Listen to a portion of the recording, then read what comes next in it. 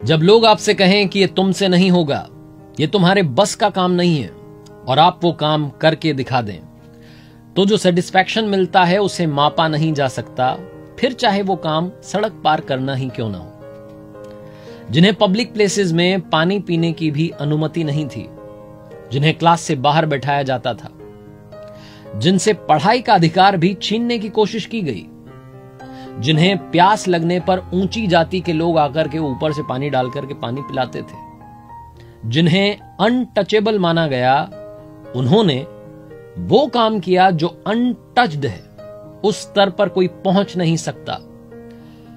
I am talking about the father of Indian constitution, doctor B.R.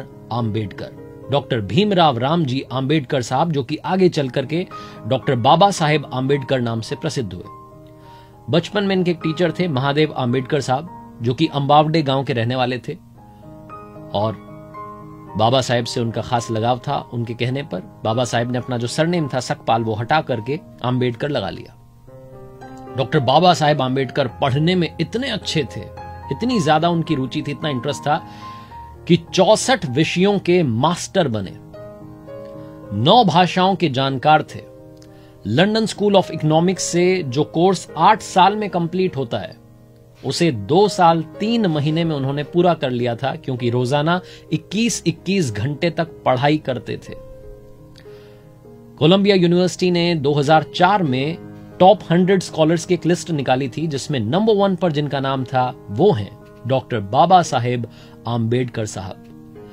मेरा नाम है RJ Kartik, स्वागत है आपका मेरी लर्निंग सीरीज सीखोगे नहीं तो जीतोगे कैसे में। आइए आज बात करते हैं 5 learnings from doctor Baba Saheb Ambedkar. Learning number 1, शिक्षा की इच्छा। ये जो इच्छा है ना शिक्षा पाने की, ये होनी चाहिए, ये बात सबसे पहले आप सीखिएगा डॉक्टर B.R. आंबेडकर साहब से। बाबा साहेब जब कोलंबिया यूनिवर्सिटी में पढ़ने के लिए गए, तो वहां की जो लाइब्रेरी थी, उसमें जब पियोन आता था, दरवाजा खोलता था, उससे भी पहले डॉक्टर बाबा साहेब आंबेडकर साहब पहुंच जाते थे और सबसे आखिरी में वहां से निकलते थे। और कई बार तो पियोन से रिक्वेस्ट करते थे कि थोड़ा और टाइम दे दीजिए, लाइब्रेरी थोड़ा और खोल दीजिए, आप थोड़ा और पढ़ लूंगा। 18-18 घंटे रोजाना पढ़ाई करते थे, इस कदर उन्हें पढ़ने की इच्छा थी, सीखने की इच्छा उनके अंदर थी। एक बार तो पियोन ने कह दिया कि क्या तुम यहां आकर के दिन भर पढ़ते रहते हो, दोस्तों के साथ मजे नहीं करते? तो बाबा साहब ने कहा कि अगर मैं भी वहां मजे करने लग गया तो फिर उनका ख्याल कौन रखेगा। Doctor B.R. आंबेडकर साहब का यह मानना था कि सक्सेस तक पहुंचने का सिर्फ और सिर्फ एक ही रास्ता है, जिसे एजुकेशन कहते हैं। बाबा साहिब की जो प्राइवेट लाइब्रेरी थी, राजगृह जिसका नाम था, उसमें 50,000 से ज्यादा किताबें थी, और उस वक्त वो दुनिया की सबसे बड़ी प्राइवेट लाइब्रेरी थी। तो सबसे पहली लर्निंग जो डॉक्टर बाबा साहेब आंबेडकर साहब से मिलती है वो ये है कि पढ़ते रहिए, सीखते रहिए, क्योंकि सीखेंगे तभी आप जीतेंगे। यही बात मैं यहां कहता हूं कि सीखोगे नहीं तो जीतोगे कैसे। लर्निंग नंबर 2, लाइफ में ऑलवेज बी कॉन्फिडेंट। कॉन्फिडेंस बहुत जरूरी है। कहते ना कि दुनिया में आप महंगे से महंगा कपड़ा पहन लीजिए, आप में कॉन्फिडेंस नहीं आएगा, लेकिन जिस दिन आपने कॉन्फिडेंस पहन लिया, उस दिन आपकी शर्ट चाहे जैसी दिख रही हो, आप अच्छा फील करेंगे, आप खुश फील करेंगे। Doctor B.R. आंबेडकर साहब की जो कमाल की बात है बाबा साहेब की, वो उनका कॉन्फिडेंस था। उस वक्त के जो सबसे महान नेता, यानी कि हमारे देश के सबसे महान नेता राष्ट्रपिता महात्मा गांधी जी, बापू की बातों से भी डिसएग्री कर जाते थे डॉक्टर बाबा साहेब आंबेडकर साहब। और ना सिर्फ डिसएग्री करते थे, बल्कि बापू तक अपनी बात पहुंचाते थे कि आपकी ये जो बात है मुझे जमी नहीं, मैं आपकी इस बात से असहमत हूं। इतनी असहमति थी, उसके बाद में भी बापू ये दुनिया से कहते थे कि आप एक तरफ 1000 विद्वानों को रख दो, 1000 स्कॉलर्स को रख दो, और एक तरफ डॉक्टर बाबा साहेब आंबेडकर साहब को खड़ा कर दो, इनका ज्ञान इन बाकियों से ज्यादा ही होगा। और आप समझिएगा कि इस कदर असहमति थी, बात बीच बीच में नहीं बन पाती थी, तब भी महात्मा गांधी जी ने ही, जब देश की पहली कैबिनेट बन रही थी स्वतंत्र भारत की, तो उसमें कानून मंत्री के लिए डॉक्टर बाबा साहेब आंबेडकर का नाम बापू ने सुझाया था, और डॉक्टर बाबा साहेब आंबेडकर ने देश के पहले कानून मंत्री के रूप में शपथ ली थी। यह सारा कमाल था उनके कॉन्फिडेंस का। लर्निंग नंबर 3, जिंदगी में सिर्फ अपना मत सोचिए, समाज का भी सोचिए। रिस्पॉन्सिबिलिटी आपकी समाज के लिए भी बनती है। यही सिखाते हैं डॉक्टर बाबा साहेब आम्बेडकर साहब, जिनकी कमाल की बात यह रही कि जब उन्हें जिम्मेदारी सौंपी गई कि आपको इंडियन कॉन्स्टिट्यूशन लिखना है, तो उन्होंने दुनिया के 60 देशों के कॉन्स्टिट्यूशन की पढ़ाई की, अध्ययन किया। उसके बाद में भारत का संविधान जो है उसका निर्माण किया, और उसमें ध्यान रखा गया कि सबको बराबरी का हक मिले, क्योंकि डॉक्टर बाबा साहेब आम्बेडकर साहब वो थे जिनसे बचपन में पढ़ाई का हक छीना गया, जिन्हें ऊंची जाति का आदमी आकर के ऊपर से पानी पिलाता था, ऊपर से पानी डालता था। तो उन्होंने वो सारी समस्याएं, सारी कठिनाइयों को पास से, करीब से देखा था, महसूस किया था, जिया था।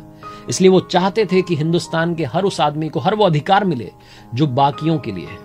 इसी बात को ध्यान में रख करके समाज के निचले से निचले स्तर पर भी जो आदमी खड़ा है, जो सबसे आखिरी में लाइन में खड़ा है, उस तक भी सारी सुविधाएं पहुंचे, इस बात को ध्यान में रखकर भारत के संविधान का निर्माण किया गया।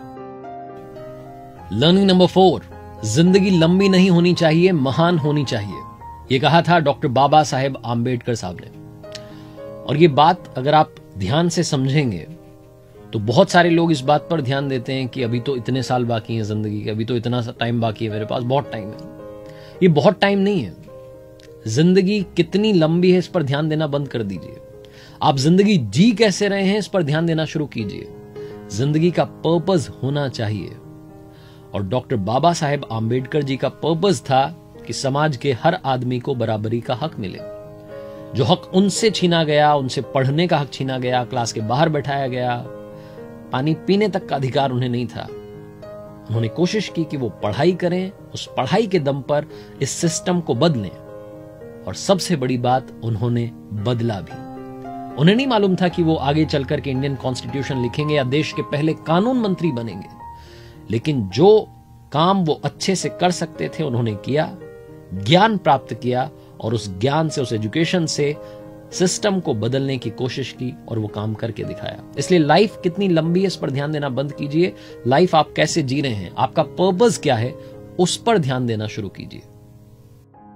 लर्निंग नंबर 5, आखिरी लर्निंग जो हमें डॉक्टर BR आम्बेडकर साहब से लेनी चाहिए, वो है विजनरी होना। जिंदगी में विजन होना चाहिए। डॉक्टर बाबा साहेब आम्बेडकर साहब ने आज से 100 साल पहले विमेन एम्पावरमेंट की बात की थी। उन्होंने मटर्निटी लीव्स की बात की थी, मटर्निटी बेनिफिट्स की बात की थी, तब जबकि महिलाओं के अधिकारों के बारे में बात भी नहीं हो रही थी। उन्होंने कहा था कि मजदूरों को 8 घंटे ही फैक्ट्रीज में काम करना चाहिए, वरना पहले 10-10, 12-12, 14-14 घंटे मजदूर काम कर रहे थे। सबके अधिकारों के बारे में सोचने वाले थे डॉक्टर बाबा साहेब आम्बेडकर जी, और उन्होंने मध्य प्रदेश और बिहार के बारे में भी कहा था कि इनके डिवीजन होने चाहिए। तब उनकी सुनी नहीं गई। बाद में 2000 में छत्तीसगढ़ और झारखंड बने, तब सुन ली गई होती तो शायद तभी डिवीजन हो जाता। जिंदगी में सिर्फ आज का मत सोचिए, कल में मत रहिए, आने वाले कल की भी तैयारी कीजिए। यही सिखाते हैं डॉक्टर बाबा साहेब आम्बेडकर जी। और जाते जाते बात आसमान और समंदर की। डॉक्टर बाबा साहेब आम्बेडकर साहब ने कहा कि जिस तरीके से पानी की बूंद समंदर में गिरती है तो समंदर बन जाती है, वैसे इंसान के साथ नहीं होना चाहिए कि इंसान समाज में मिला तो समाज बन गया। इंसान को अपने डेवलपमेंट के लिए भी काम करते रहना चाहिए।